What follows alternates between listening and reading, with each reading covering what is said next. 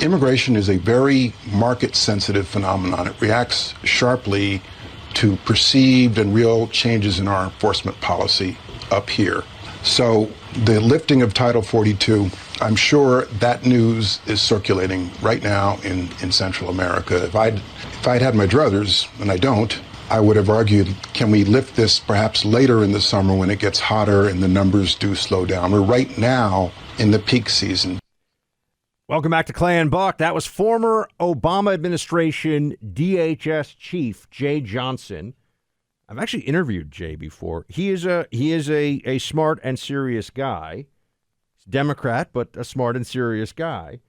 And he understands that this is what we were just talking about before with the border surge, a disaster. This is going to be something that I don't even think I think the Democrat media apparatus is in such a state of frenzy right now because they're not used to losing on so many things at once. They're losing on the parental rights and education bill. They're losing with inflation and trying to make it seem like Biden is doing a good job with the economy. They're realizing that all the push for sanctions isn't going to stop the war in Ukraine, and putting a little Ukraine flag on their Twitter avatar isn't actually doing anything. They're seeing all of this happening right now. But the border, in a lot of the polling that you'll see, is one of the top three issues for Republicans and also just a top issue for independents. Democrats a little bit less so. And it's going to get a whole lot worse. Clay, I spoke last night to a contact who's a senior Border Patrol agent, been down there for almost 20 years, I think. Border's the worst it's ever been. Let's start with that headline. It's the worst it has ever been in memory, really, right now. More people illegally crossing over than they can handle. They think they have a capacity, get this, Clay, 5,000 apprehensions along the entire U.S.-Mexico border. They can deal with that, process it with the resources they have right now at some level. They have about 8,000 currently. So 5,000 is they think is the absolute upper limit before they're just the gotaways and they have no idea. He told me that the gotaway number which was about 400,000 over the last 6 months, they estimate that it might actually be half the real number, Clay, because there are days where some sectors of the border, there is not an agent on the border because they're all doing processing and hospital visits. And you know what the number is they're assuming it's going to be? So 5,000 is the absolute max. They're already at 8,000 a day. They think when Title 42 goes away, 18,000 apprehensions a day is what they're estimating they're going to face.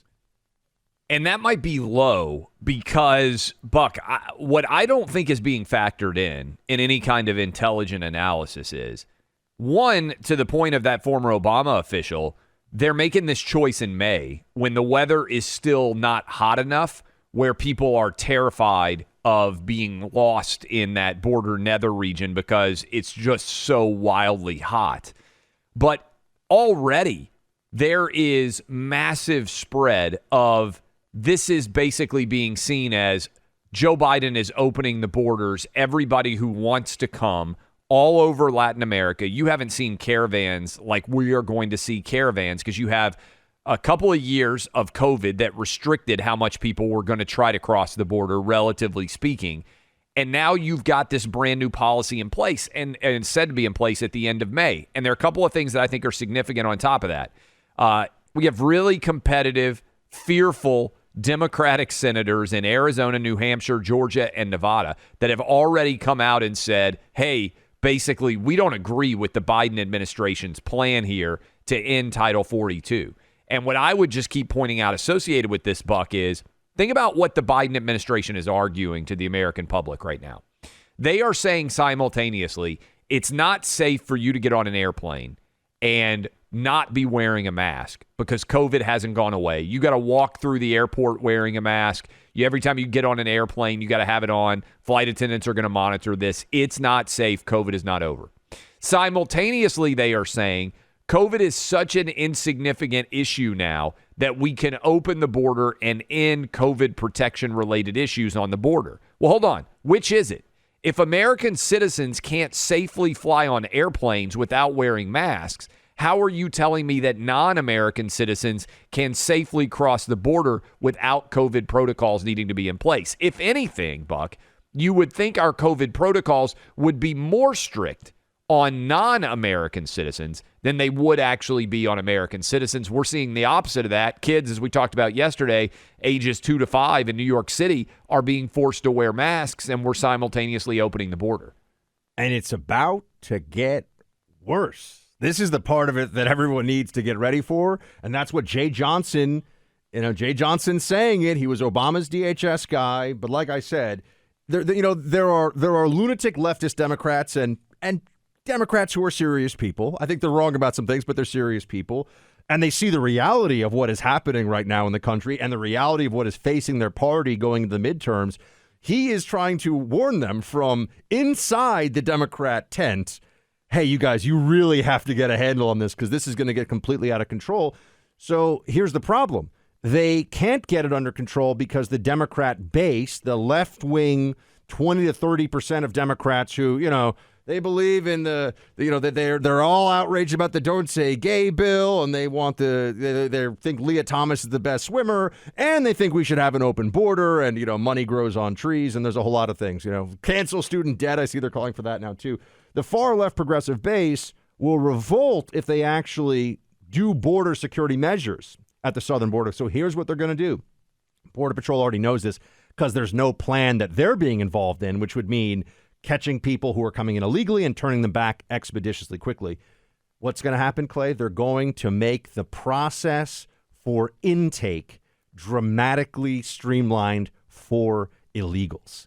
They're going to move... Which is just going to encourage more illegals to come, right? Course. Because they're already saying, we saw this right after Biden was elected. There were people showing up saying, we know Joe Biden wants us to come. They showed up, Buck, in Joe Biden T-shirts, because that was what spread. Whether it's 100% accurate or not, that's what spreads all throughout these networks, Mexico all the way down to Latin America. That's what motivates these caravans. And when they show up and they are allowed to enter with relatively minimal disruption, that's going to further fuel the idea you need to come now. The American border is open. This is exactly the market conditions that when we started out with that Jeh Johnson soundbite, the market conditions of illegal immigration right now, so to speak, they are very aware of this. And think about this. People have to pay thousands of dollars, which is a lot of money to everybody. It's certainly a lot of money for, Central Americans who are trying to come in illegally in places, people from elsewhere in Latin America and around the world. They want to get into the country. A lot of the people that are being turned away, including under Title 42 authority, Clay, they're already basically there. There are about 30%. Now, this is for the McAllen sector, so sort of eastern Del Rio part of the border. I saw those stats. About 30% are actually Mexican. 70% are other than Mexican. The thing about a Mexican being turned away from illegal crossing is that then they just give it another shot the next week. Yeah, right. Really, they don't have very far to go. It doesn't really matter, right? The people that are coming in and that are gaming the system successfully, a lot of the times there are, and these are all illegal entries, Nicaraguans, Colombians, Venezuelans, Cubans, they all have temporary protected status, which does not subject them to Title 42. They actually have a federal end run in the law on that. So here's what's going to happen. To the point you made about how they're encouraging it. The Biden administration is encouraging a massive flood of illegality, and the resources they're going to deploy to the border will be meant to hide it from the public. Bring them into the country, bring them into the U.S. interior, and then distribute them elsewhere in the country as fast as possible, because what they don't want, Clay, is what we saw with 15,000 Haitians all gathered together in one spot, because the Del that Rio visual of shot. Lawlessness was a problem for them. That's why I'm encouraging Fox News to replace the COVID tracker that everybody had forever, put in the corner the illegal immigration tracker.